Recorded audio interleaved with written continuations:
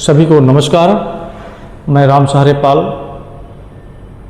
हम पाली ज्ञानपुर भदोही से बिलोंग करते हैं और हमारी एक संस्था है for fundamental action research foundation, एक प्रकार से एनजीओ है।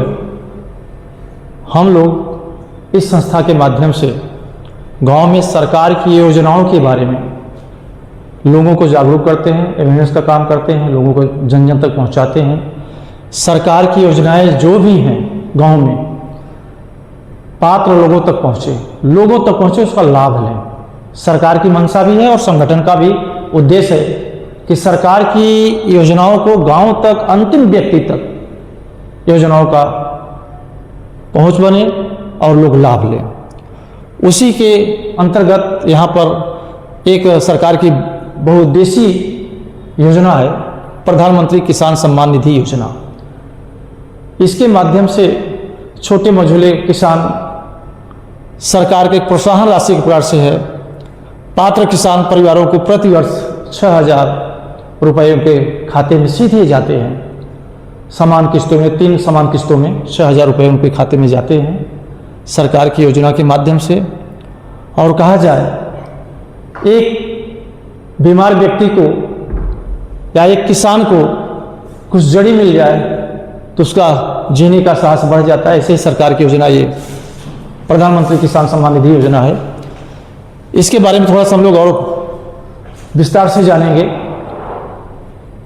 पीएम किसान योजना के लिए आवश्यक दस्तावेज, इसके बारे में हम लोग थोड़ा सा जानकारी करेंगे। कौन पात्र हैं, कौन नहीं पात्र हैं, कौन पा सकते हैं।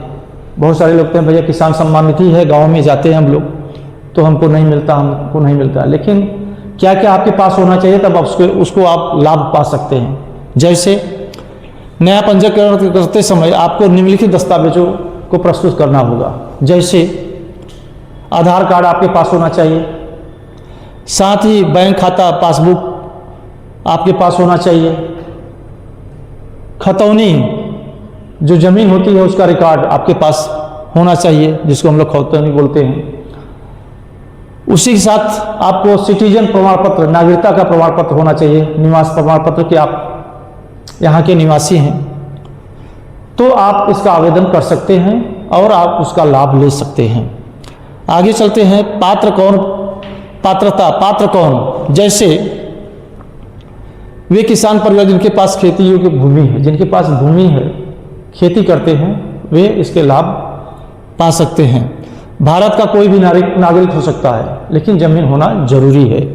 साथ ही पहले यह सीमा 2 हेक्टेयर तक थी, लेकिन अब जिनके पास खेती योग्य जमीन है, कम से कम भी जमीन है, वो आवेदन कर सकते हैं और इसका लाभ ले सकते हैं। आगे चलते हैं।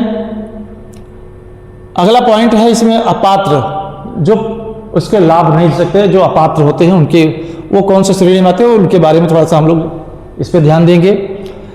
संस्थागत भूमि धारक, अगर आपके पास जमीन नहीं है, किसी संस्था की जमीन है, तो आप जो है लाभ नहीं ले सकते हैं। किसान जो संवैधानिक पद पर हैं, सरकारी पद पे हैं, तो आप उसका भी लाभ नहीं ले सकते हैं। केंद्र या राज्य सरकार के मंत्रालय, दफ्तर, विभाग या कहीं पर आप हैं, सेवानिवृत्त अधिकारी कर्मचारी, तो आप उसका लाभ नहीं ले सकते हैं। साथ ही 10,000 से ऊपर आप पेंशन पा रहे हैं तो आप उसका जो है इसका लाभ नहीं ले सकते हैं। इसके साथ पिछले असेसमेंट वर्ष में आयकर इनकम टैक्स भरने वाले, अगर आप इनकम टैक्स पेई हैं तो आप इसका लाभ नहीं ले सकते। साथ ही पेशेवर जैसे डॉक्टर, इंजीनियर, वकील, चार्टर्ड अकाउंट आप हैं तो उसका भी आप लाभ किसान सम्मान निधि का नहीं ले सकते हैं। महत्वपूर्ण बातें, इंपॉर्टेंट चीज़ें हैं, जैसे आपके बैंक में जो है EKYC होना जरूरी है, जो कि सरकार जब भेजती है किस्त तो आपके खाते में सीधा जाता है। अगर KYC नहीं रहेगा तो आपके खाते में पैसा नहीं जाएगा, रुक जाएगा, तो उसका लाभ आप नहीं पा सकते। थोड़ा सा आप लोग विशेष करके ध्यान देंगे।